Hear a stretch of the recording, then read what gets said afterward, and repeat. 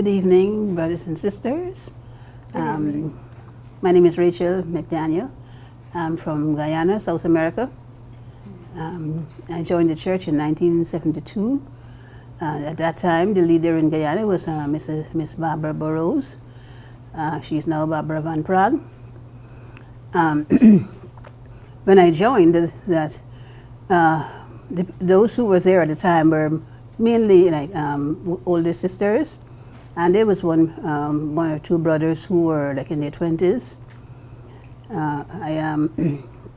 I started listening to Divine Principle after I was invited by one sister who was in the same Catholic church choir that I was in, because I was raised as Catholic. My father was Catholic and my mother was evangelical, and then she converted to Catholicism. So the rule at that time was that if a Catholic marries a non-Catholic, then the child has to be raised as Catholic.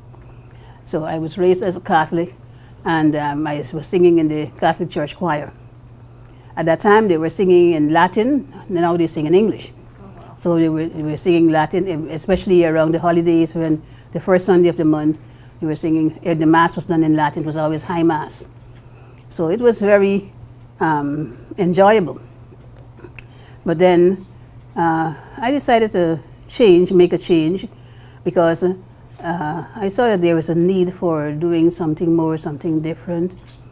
A need for seeing the pastor, but they didn't call him pastor, they call him priests. For a need for seeing for the priests, like taking more interest in the members of the church, or the parishioners. But that was not happening so much after a certain time. So I was invited by another choir member to go to a Bible class. That's what it was called, a Bible class. And I never liked Bible class because I know the evangelical church Bible class, I knew what they were like. But anyway, I went after a few times of invitation, and I was taught Divine Principle by Miss Barbara Burrows. That was her name at the time. She was the missionary who Father sent to Guyana. She was the national leader, and from what she said, Father, because at that time, people were being sent out in threes, twos or threes. But Barbara came to Guyana by herself in 1971, and she started the church May 1st, 1971. That's when she arrived in Guyana. So she said, Father said, sorry, Barbara, but I don't have anyone to send with you, so you have to go by yourself. So she went to Guyana, and at the time, her parents had passed the spirit world. So it was just her sister. So the parents had an adopted child, and he was Indian, like a South American Indian.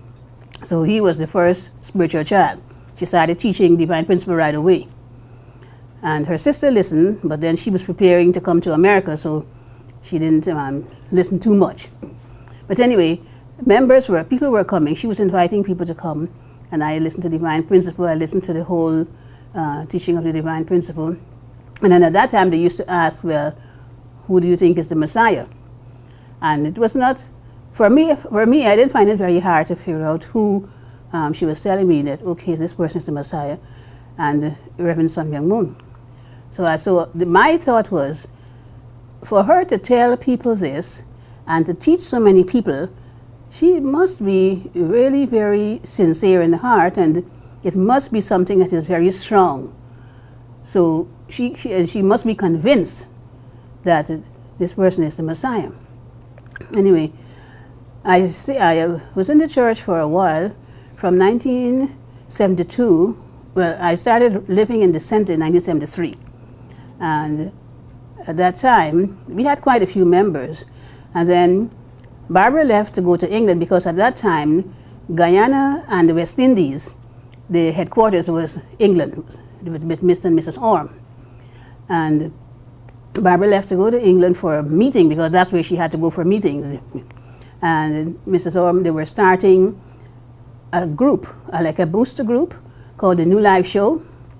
And they worked together, she and Mrs. Orme, who was their spiritual mother, they worked together on it. And had about 11 members. And then Barbara had to leave because, of course, she couldn't stay on with the group. She had to leave to return to Guyana. And so Mrs. Orm told her to send another person in your place. She finds someone, a member who you could send. So she asked me to go. And I said, okay, I will go. And the first country I went to was Holland because they had already gone to Ireland and they were singing and they were witnessing. So basically, it was like how you used to have in America. You had a show, and then in the middle of the show, then there was the leader would come on and would speak because you would invite people, and the leader would come on and speak, and then afterward they'll have some more songs, and then you would meet the people. You just go into the audience, and basically in the New Life show, that's what it was. We sold tickets during the day, and gave out invitations, and we went to the hall, and it was prepared, and then we sang. We did several songs, and it was like a concert, like a variety concert. We did several songs. We had costumes, and then in the middle of the show, then Mr. Orm would speak or Mrs. Orm would speak, and then after the show, then we go into the audience and witness the people to take them back to the centers.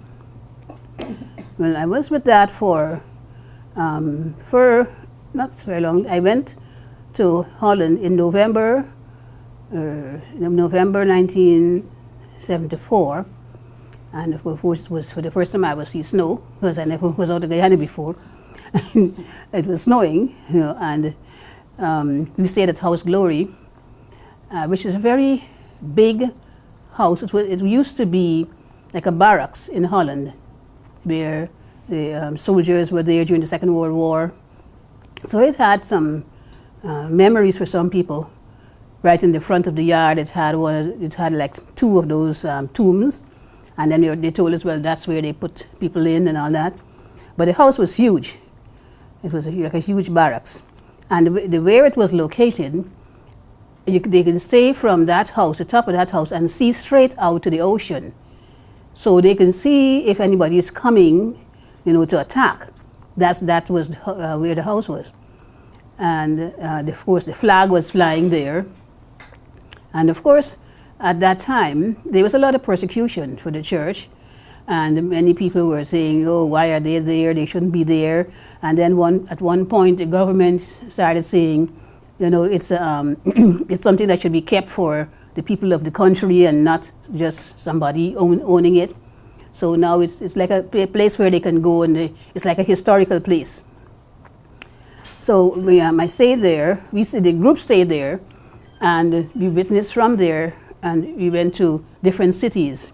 And then one night we went to Belgium. We traveled, it was like about 6 hours to Belgium, and we did a show there and then traveled back to Holland. So it was quite a long traveling. So from Holland, excuse me, we went to different countries, including the Scandinavian countries, Norway, Sweden, and Denmark. And then we also went back to Belgium. And then the One World Crusade was going on in America at the time, and it came to an end. And then Father wanted the members of the One World Crusade, the first global team, to become leaders. So the first global team members, they became leaders, and they went back to Europe, to their home countries.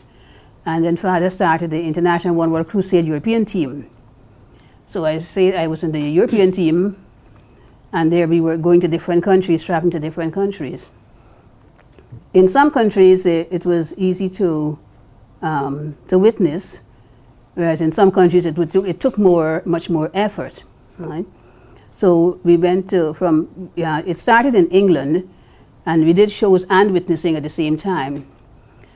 And then we went to Holland, Germany, and France, and Italy, and we stayed in different places. But during that time, there was a lot of persecution going on still. The persecution didn't end.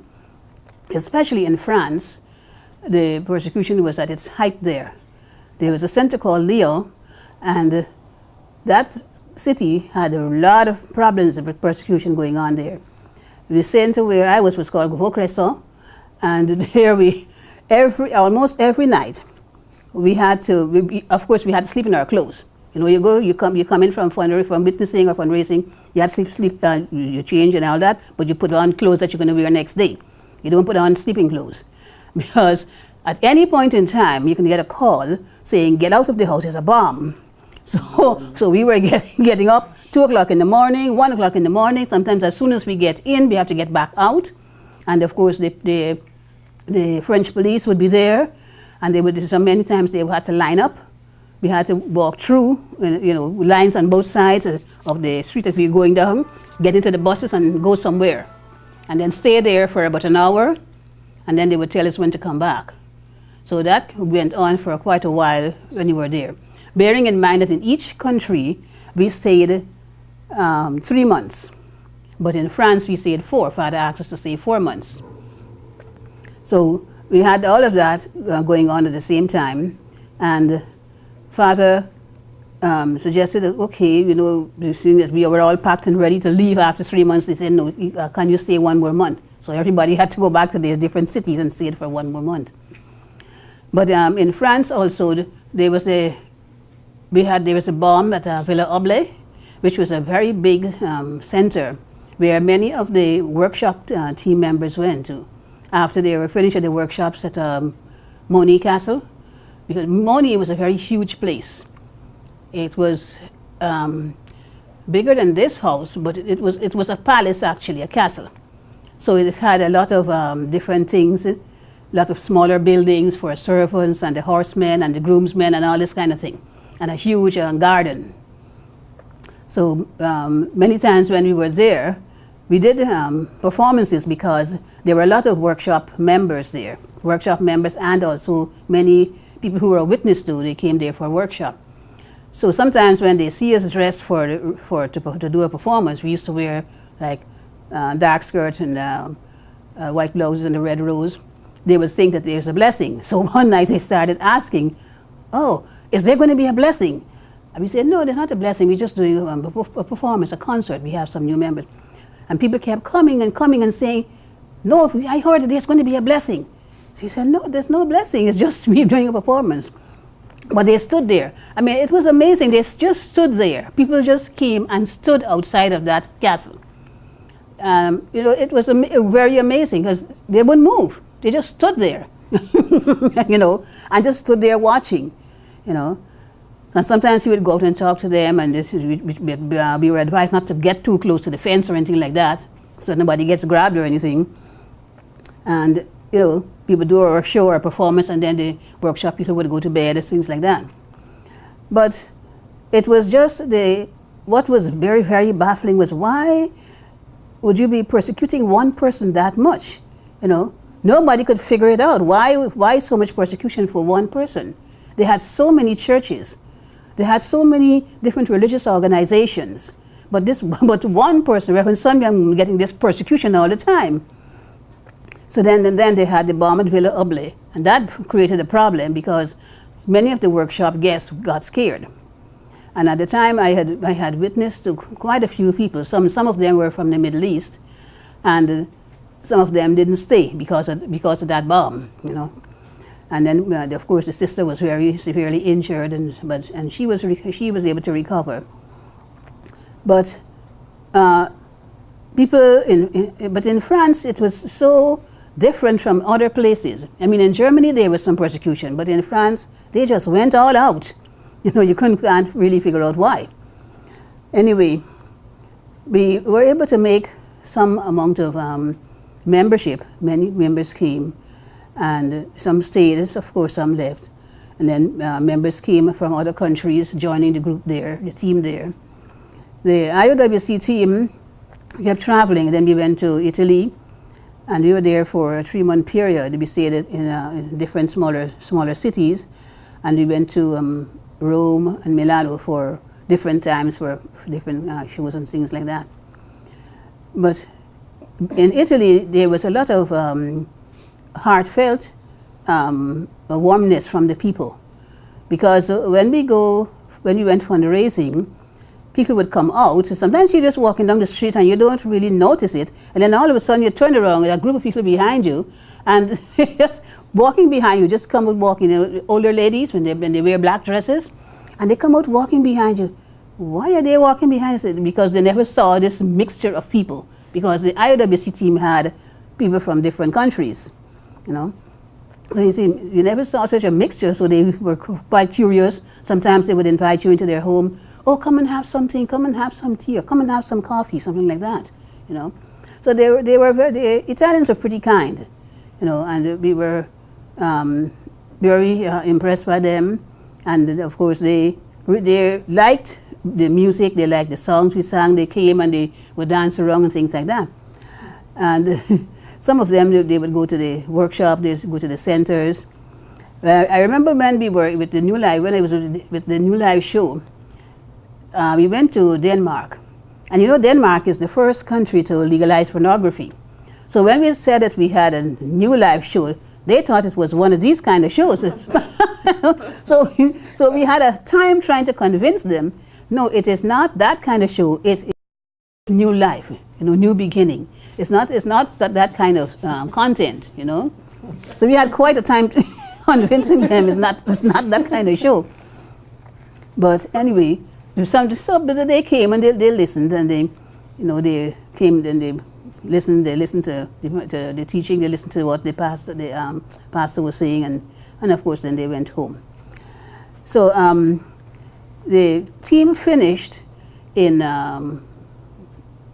Germany.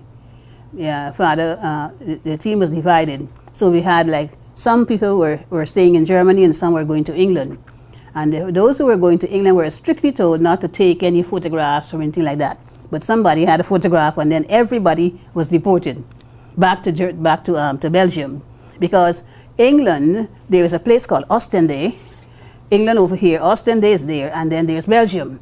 So we had to leave England from Hoover and go to back to Ostende and then to Belgium, and then people came to pick up their members. Now I didn't have another place to go to because I didn't have a visa to go anywhere else. So I had to stay with the Belgian family for a while. And it was very interesting there, because the leader was from Austria. And you know, in Belgium during the Second World War, there was a lot of destruction. There was a lot of persecution, things like that. And the leader was Austrian, so it was like having to adjust to an Austrian person who reminded them of Hitler, and of course doing their church work at the same time. So they had some problems with that, but anyway, they continued in their work. They worked very well with whoever was there, with whoever came, witnessing every evening, every Saturday they would have an evening of entertainment to invite more people to stay, to come to the center. We had a very, what I can call it, a very interesting and very heartfelt time there too. Then in the end, I went back. I returned to Guyana in 1977, because of course it was 3 years I was out. So I went back to Guyana in 1977. And whichever country I went to, I always gave the address and tell them where I am to make sure that Guyanese family knew where I was, right? But the one thing that I didn't know, it was the political situation in the country. I didn't know about that. But I knew about this church, the center, the leader, people like that, because I communicated. So I knew that the church was still there and all that. But when I went back, I was severely shocked, because certain things, when I left in 1974, I left in 1974 November, you can buy anything. Everything you wanted, anything in the stores, anything in the shops, anything you can buy. When I went back, people had money but couldn't buy anything, because the government was going socialist. And then they had a situation like what was taking place in Poland. They have certain amounts of stuff, amount of merchandise, then when you get to the top of the line, it's all gone. So you have to go to another store. So I had the experience of, I was responsible for buying, because we have a children's center in Guyana. And the same children's center that you saw probably on the internet that Prince Harry went to, that children's center was established quite a while ago. It was there for quite a while, quite a long time. It was established probably around 72, 73. And it was started by Mrs. Barbara Burroughs Van Praag. And we had the children, it started with children of the members. And then as things got so crazy and you couldn't have enough food and things like that, you had money but you couldn't buy it because there was nothing, then Barbara said she didn't want to send any kids away. So she decided to have, okay, let's see if we can get something from the government, some help. But first, let's ask World Mission Department to see, or IRFF. But they couldn't help because the focus at that time was on Africa. So they had to give, whatever they had to be for the African brothers and sisters. So they made some arrangement. Barbara made, and whoever was helping her made some arrangements with the government so we can get certain things so the children would not go without. And that continued for quite a while because when I went back, we did fundraising for the Children's Center. And whenever we were finished fundraising, we had to go to the store or the marketplace and purchase food for the Children's Center. So that whole Children's Center was started by Barbara, and it was continued by Barbara and other members and the person who was the leader. Right? So at that time, there were no foreign missionaries there. The only time that missionaries went to Guyana was when, as I said, went as a group to Guyana, was when Father sent out some sisters from Japan, and one sister who was blessed a Japanese brother. They went to Guyana and they did Women's Federation. They were doing Women's Federation work. And they stayed there for about 2 years or so, or for a short time. And they stayed at the Children's Center. So they, from what I understood, they added a wing to the bottom ground floor of the Children's Center. And so they were able to do their work. And then after that, after they were finished, then they left. But somehow, people do not understand that there are 3 Guyanas. It's not just one. So most of the time, when people ask me, oh, which country are you from? Oh, I'm from Guyana. Oh, a Japanese missionary. I said, no, not a Japanese missionary. Remember, there are 3 Guyanas. The missionary for the Guyana that I am from was a black woman who was born and raised there. So she led the country 4 years, led the country as a Unification Church person 4 years. Now there is Suriname, which is Dutch Guyana. They speak Dutch, and the leader was a Mr. Mikuni, who I heard went to Florida after some time. And then there was French Guyana, they speak French, and there was a different person there. So sometimes I feel very disappointed that people don't understand that there are 3, it's not one. And British Guyana was led by Barbara Burroughs. It wasn't led by somebody else. I know, I make that point clear because I get pretty upset when I hear people trying to tell me that it was this person, it was that person, and I said, no, absolutely not. And I don't take it very lightly. I get pretty mad about that because I don't like giving credit to someone else for another person's work. If that person did the job, that person must get the credit, not somebody else. I don't care where you come from or anything like that. Anyway, Guyana was led by Barbara for a long time. And she got blessed in 1982. She was blessed in New York. And she and her husband's from Holland. And he was an older guy he was in the Second World War. And then she had to leave. I mean, she went to Jamaica and this missionary worked there for a year and sent another brother from Jamaica to Guyana. So it was like an exchange.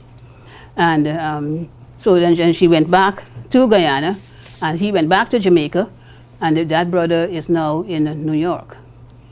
Desmond, he's now in New York.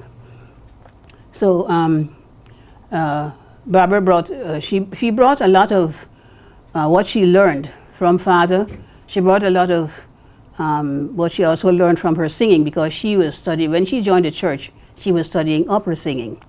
So we had a group in Guyana also, and we learned singing and movement and things like that. And but still, our focus was on witnessing and bringing new members, and people joined, mostly young people. They joined and they became full time. But our young people had to go to school because the age in which they joined, it was school age. So they had to be in school. So you had quite a lot of Unification Church members in some of the high schools, you know. So they didn't get a whole lot of persecution, and I think the reason for that is because we were also involved in the community, and we were doing a lot of like concerts and shows, and we had a children's center. So all of that kind of pitched in, and it helped to stave off some of the persecution. Then we had a situation where one child who had come from one of the mining towns, she had passed, and the people did exactly the same thing what they were doing in France. People came, stood there and looked. The street was full of people, and this girl's funeral. And they just stood there and looked at me and said, "Why are you just standing there?" They didn't say anything. They just stood there and waited until when the girl's parents came and they had a ceremony and took her body. So, but they just stood there looking. They didn't say anything. The whole place was quiet. You could hear a pin drop. But anyway, so that did start off some persecution after a while, but then it kind of stopped because people realized that nobody's here forever. And the girl, when she came, of course, we didn't do like medical checks or anything like that, you know, but that you do in different places. So the parents sent her to stay in the center, and that was it, you know. We tried to help her, you know, to get an education and things like that. And because this was the purpose, really, of that children's center, to bring the young people from areas where they could not get the education that they needed. So the parents, so one sister who was from a mining town, she brought quite a lot of young people to the center, and the children, they could stay there and they can get an education. Anyway, moving on from the children's center to taking care of members, to taking care of brothers and sisters who were joining. Many young people joined, and they went to different work. Some people went into different areas. Some members went out. I stayed in the city, and because I was responsible for making sure that there was food in the children's center, buying the stuff and all of that. And then we tried to send members for blessings, but every time the applications went in, we went to the American Embassy, and they said no. And the reason for that was because they knew that we were Unification Church members. Because in small countries, things are not as spread out as they are here. So you can hardly tell them, well, no, I'm not, because they see you every day. You see you on the street, you know, you fundraise, you witness, you invite them to some of the concerts, you know, so they know you. So there's no saying, no, I'm not, you know. So when they asked, the main question that they had, what do you have to bring you back? Knowing very well we didn't have anything to bring us back, because as members, you don't own a whole lot of stuff. You know, your parents may have their house and things like that, and you live in the center, and you just depend on whatever, you know, comes into the center. You have nothing to bring us back. So Barbara had to say, well, so it looks as if we're not going to have any blessed members here. Okay, let's find something. So she talked with some of the older members who were there, and said, there's only one thing to do. We have to leave the country. Now, to leave the country, you have to have money. We don't have the money to leave the country. How are we going to leave the country to go anywhere? So one sister, she had a brother who was a businessman in New York, and so she was able to persuade him to lend the money to us so that we can leave, so that at least the 7 members who were going for blessing can go for the blessing. And that worked out pretty well because everybody was able to leave, and those who were going for blessing went to Korea, and the other people, they stayed in Holland, because that's the country that we had to go to first. And then from there, then we were able to move around there. You had to have something called show money, so it had to go around. It had to, you know, some persons would come to America and then they would send it back, then the next set would come, and then send it back, the next set would come until everybody came. And that's how we came here. I mean, we learned a lot about, you know, what Heavenly Father wants to change. We always, Father always said, no borders, no barriers, there shouldn't be any. And it's true that there shouldn't be. But in some countries you go to, if you don't have all this visa and all this kind of stuff, then it's hard to stay there. Then you stay for a certain amount of time, then you have to leave, right? And we had different situations to deal with. We had people who we tried to help, they joined. From England, we had 2 or 3 brothers who joined because they were musicians, they joined. But the one thing that they were saying, I can't live this kind of life. I can't sacrifice all this, I must have money, I must have this, I must have that. So some of them, they came and they stayed around for a while and then they left. And then, but 1 or 2 stayed and they came with us to America. But sometimes we used to think, why Barbara bother with these people? They don't want to be a part of this. They don't want to study divine principle. They don't want to know about true parents. Why? And she said, every person who comes through that door is a person who God sent. And this is what we have to look at. Every person. They didn't just walk in there just like that. Every person who came in there is a person who God sent. It's our responsibility to help them to stay. It's our responsibility to save them. And saving them is not easy because our teaching is very different from what other churches teach. So saving them is not an easy thing to do. So we tried, we had some disappointments, and some stayed, some left. And eventually, when everybody came to America, then we had a younger group, which is a junior group. Some of the children had belonged to that group, and then they were singing, and they were going to school at the same time. But they couldn't do a whole lot of the fundraising that we were doing because they were younger. Some of them are now here. One of them is leading the Women's Federation in New Jersey, and then there's another one who's in another part of New York, and they're just some people are scattered in different places.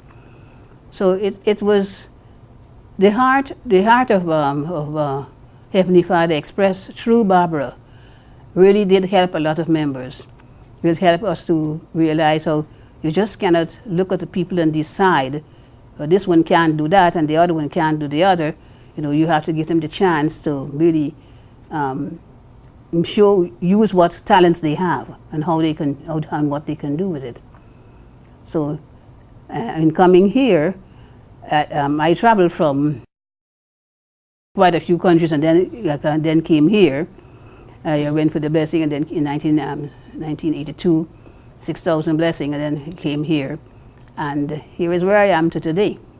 And we have 1 daughter, and we're going with it. And now we're trying to help her, to just remain focused. And she is working with us, so that's about my testimony. And thank you. Thank you. I want to know about your blessing experience. Sneaky girl. Okay, 7 members went to the blessing. How did we go there? Okay, our group was made up of 30 people, 30 brothers and sisters. We had singers, we had dancers, we had elocutionists, which is a person who does her speaking, and we were able to we got the funds to travel from Guyana to Holland. Now we had to go to the blessing, you had to travel from Holland to France and then to take the plane to Korea. So we had to, luckily in Holland there was a sister who knew how to get around, and we had the experience of going across the border from Holland into France at 2 o'clock in the morning. So because we didn't have visas to go to France, we would have had to stay in Holland for about 6 months or something like that to get a visa. But we were there for just a short time. We left Guyana on September 18th, 1982, and the blessing was October 14th. So we had to get to the blessing, and somehow. So the sister was able to help us with that. We did use decoy cars and all of that to get across the border. It was crazy. The guy said, well, oh boy, this is an interesting situation. You go right out to the edge, to the border between Holland and, first we had to go to a place called Liechtenstein, right?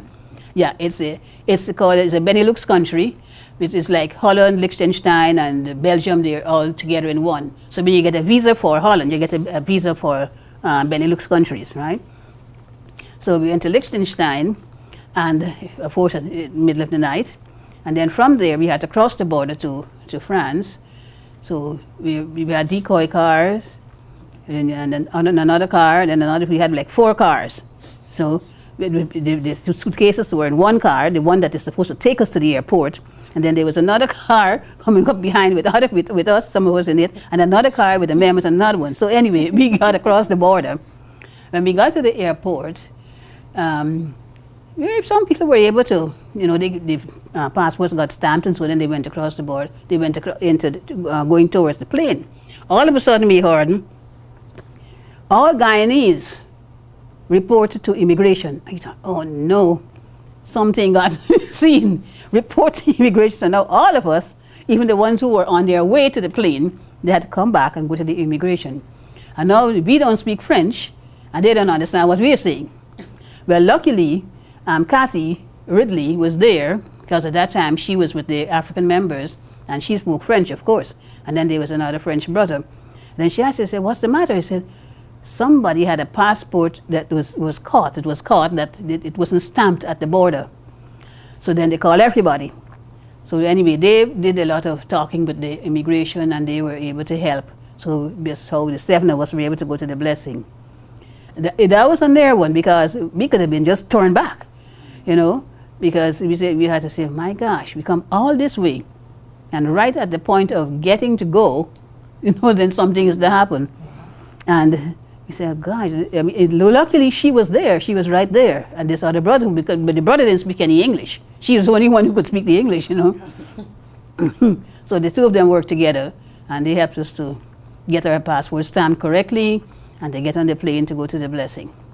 So we went, and then we got matched. I was matched to an African brother, but he didn't want to be matched to me. For one reason or another. He came up with a lot of different things. His one reason was that I didn't look African. I said, but what? I said, I didn't look African. I said, but I wasn't born in Africa. I don't know. I said, well, what do you mean I don't look African? I said, okay. He said, that means that you didn't want to be matched to me. Okay, fine. I'll go back in the blessing room. And then I thought I would have gone home without being matched. And then the father called everybody to the Jamsil Gymnasium, because it was supposed to be 6,000, but it was not 6,000, it was less. So on the day of the wine ceremony, father called everybody to the Jamsil Gymnasium, and we lined up, and we had an Ansu session, and and I had a very older sister. We wanted to know where she got all the energy from to Ansu everybody, brothers and sisters. There were a lot of us. So when she was finished, then we lined up, and father matched us. So on the day of the wine ceremony, Joe and I were matched. So there wasn't much time to talk and to discuss and to, wonder what and anything like that. So we got matched, and then we went to the blessing, and here we are today. Yeah. So there were, there are little things that, you can see how God is working in different ways, and how true parents came in, and how true parents, because of how strong they are, because of how strong they are for God and for the world, for the cosmos. You can see their hand working in everything, And it's quite a memorable situation, yeah.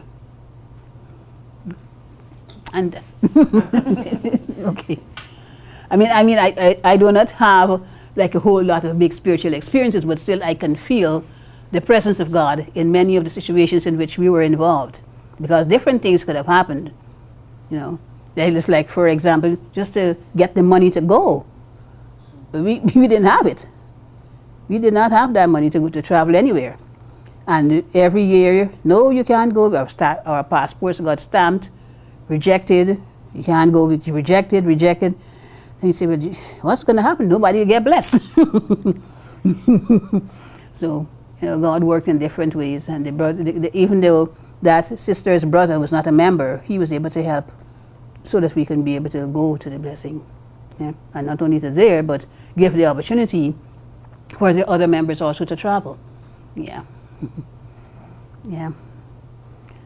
Yeah. Yeah. Yeah. Any question to her? Yeah, any question?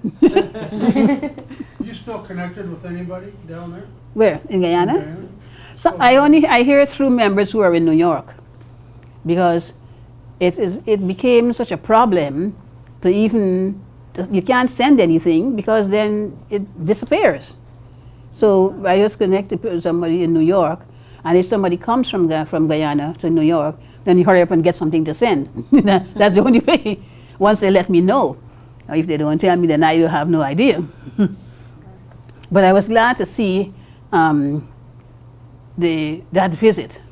I think it did raise something, some concern, some awareness of the Children's Center in Guyana, because Prince Harry went there, and I'm sure he was invited there by the British High Commissioner. Yeah, he was invited to go there because that center became very well known in Guyana, because just because we had to get help from the government, then they subsidize. Because one of the things Barbara said, he said, now that we are subsidized by the government, we have to expect that other kids are going to be coming to the center, not only just kids from Christian families or something like that. You're going to get all kinds of kids coming. Yeah, so that's, it is subsidized, so nobody can just come there and just uproot it. So I hear from a lot of members are in New York, so I can hear from them about how things are going there. Yeah, I noticed that there was on the internet, and I looked at it, I saw that Kodan had mentioned something about the Children's Center. I was a little bit surprised because when Father went to visit Guyana, Father went and two of Father's sons went. I don't know if it was Yochanim and another one, but two sons went first. And they had the experience of being kind of told the wrong thing, that when they arrive in Guyana, in the city, they have to get a boat to get to the center. So I don't know who told them that. So when they arrived there, they started asking, well, how are we going to get to the city? So the brother Royal told them, you are already in the city. We just take a car and we go to the center. And they said, no, we were told we had to take a boat to go to the city. And they were not happy about it because they saw it as like something that was not right. If you didn't know, you should ask, And they were not so happy that somebody told them that. Because when you arrive at the airport is in the city. You take a car and you go to the center. There's no boat, to anywhere. And then Father went to Guyana, and he visited, and he had asked for some help for the Children's Center from Kodan. Well, I don't know what happened to that.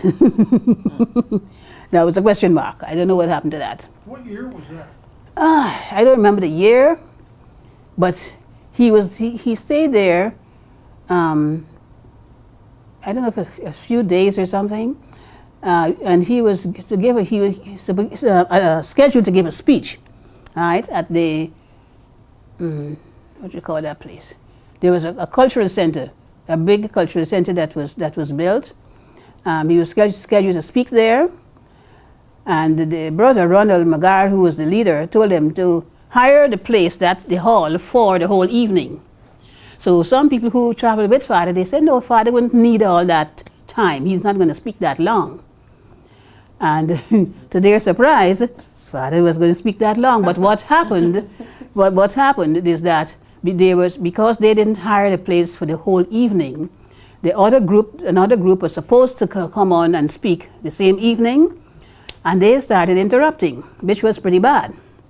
That was not good at all. And that was just because somebody was just too stubborn to listen. He told them, hire the place for the whole evening, and they didn't. So they got interrupted, and then Father had to stop. But Father was going to speak for quite a while there because they had a lot of people. You know, they invited a lot of people there. But some people knew us from the group, the Hallelujah group. We used to sing, we used to do concerts. So people knew us from that, they knew us from fundraising, they knew us from the Children's Center. So that was, that was helpful in a way because people knew us. And it's a small country, so they knew you. You know, they see you every day, so you can't hide. But we were happy that Father was able to go there.